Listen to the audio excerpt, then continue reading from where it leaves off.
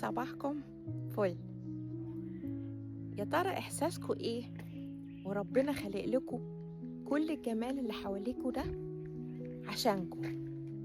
كل ده ليكوا انتوا، وهو مش عايز منكم حاجة. يعني خلق الحاجات الحلوة دي عشان نستمتع ونعيش مبسوطين. في المقابل هو عايز منا حاجات بسيطة جدا، يعني ان احنا نعبده، ان احنا ما نشركش بيه، ان احنا نصلي، ان احنا نصوم.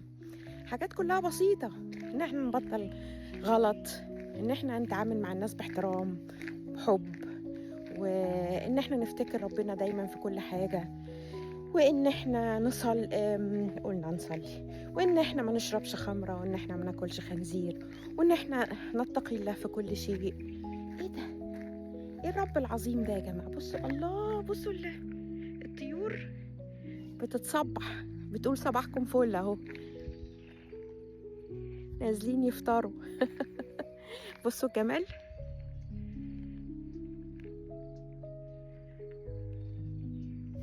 ايه رأيكم؟ كل ده عشان نقول الحمد لله وسبحان الله ولا اله الا الله، استغفر الله، الله اكبر. لا، ايه الجمال ده يا رب؟ يعني حاجات بسيطة. ايه اللي انت بتعمله طول النهار وبيكلفك مجهود ووقت كتير عشان مثلا توصل لنجاح في شغلك، عشان تخلف، عشان تربي عيالك، في الاخر تسيب ده كله وتمشي وتاخد بس سبحان الله والحمد لله ولا اله الا الله والله اكبر، استغفر الله العظيم واتوب اليه، لا اله الا انت سبحانك اني كنت من الظالمين. هما دول.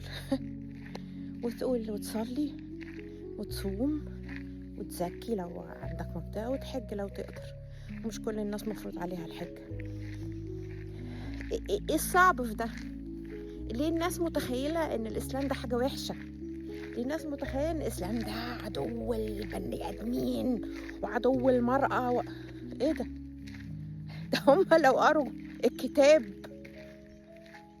كلهم هيغيروا، لانه بيخاطب العقل قبل يعني بيخاطب المخ والعقل، التفكير. اقرأ. فيعني ليه احنا هم شايفيننا دايما الناس الوحشة، الناس البغيضة، الناس اللي ضد الإنسانية، الناس اللي ضد الستات؟ فين الكلام ده؟ ده الراجل بيصرف على مراته وعياله، ما بيقول لهمش لا، بس ده الراجل الصح يعني، ده المسلم الحقيقي اللي ربنا قال المسلم من سلم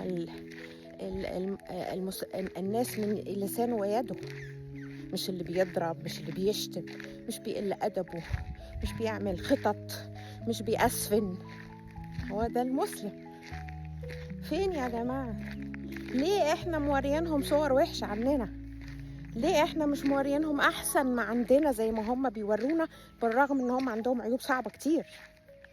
وبالرغم من كده احنا الارهابيين.